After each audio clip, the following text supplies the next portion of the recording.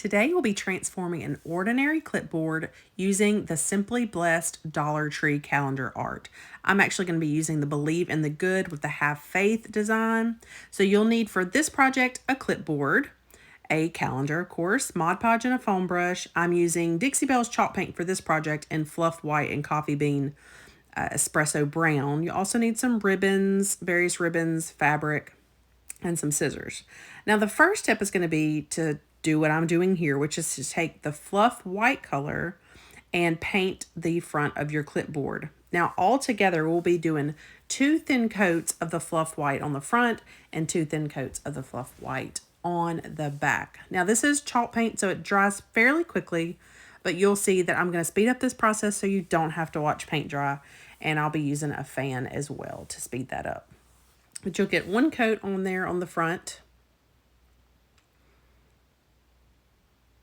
Once that's all on, like I said, I'm going to stick a little fan to it before I put on the second coat.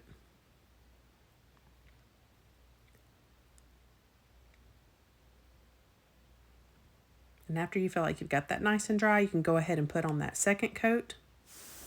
Now what I love about this project while you're watching me paint is that probably altogether I have about $3 worth of materials, maybe 4 if we get nitpicky with, the paint and everything. So very, very budget friendly craft here. And I really can't wait for y'all to see the results. So I'm getting that second coat on there, letting it dry.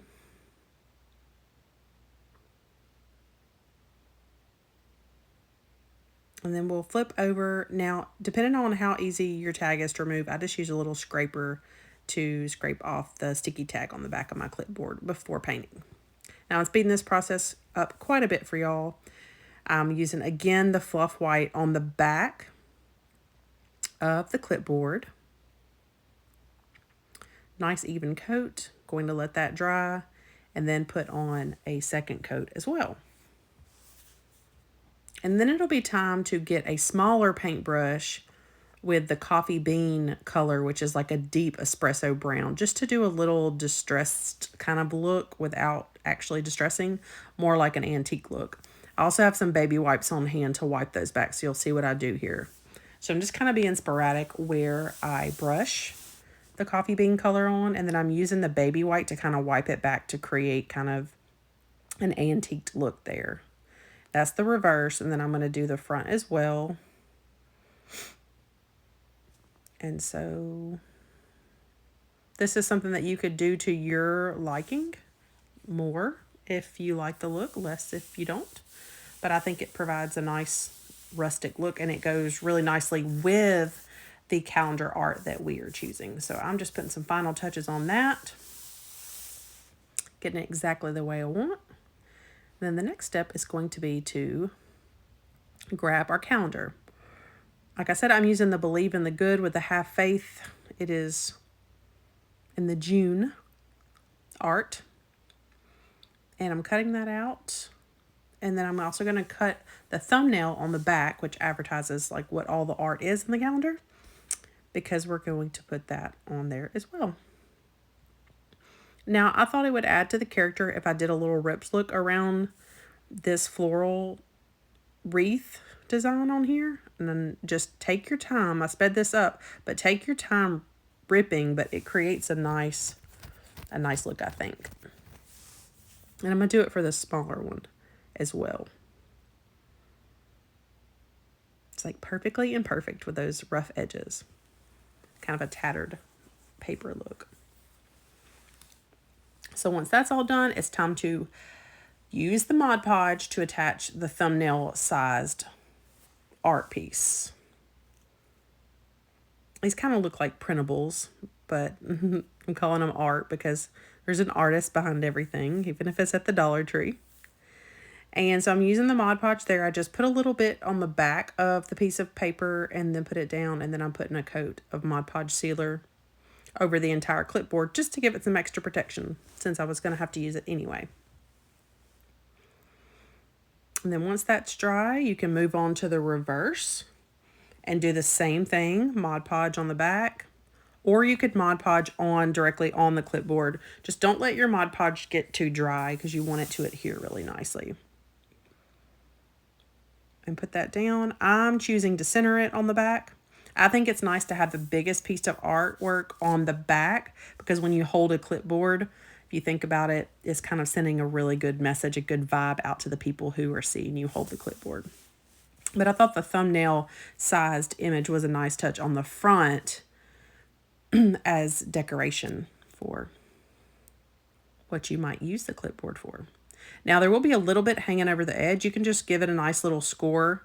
I chose to use a sanding block to do this, and it just scored it really nicely, and I was able to pull it off. Now the last part of our embellishments is to grab various ribbons. I chose just some various designs, ribbon designs that were in the colors that pulled out of the design on the calendar. And then I ripped some fabric as well because I like that look a lot.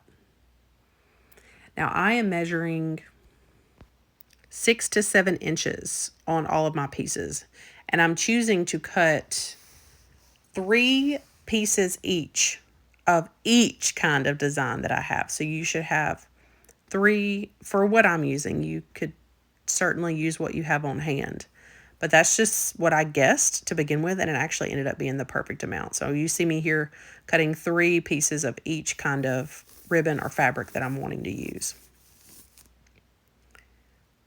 And then you just tie a simple bow, so you're embellishing the clip at the top part of the clipboard, and just tie that on there. And I'm going to show you, I'm going to stop whenever I've got one of each kind of design on my clipboard, and I'll kind of show you what it should look like up close.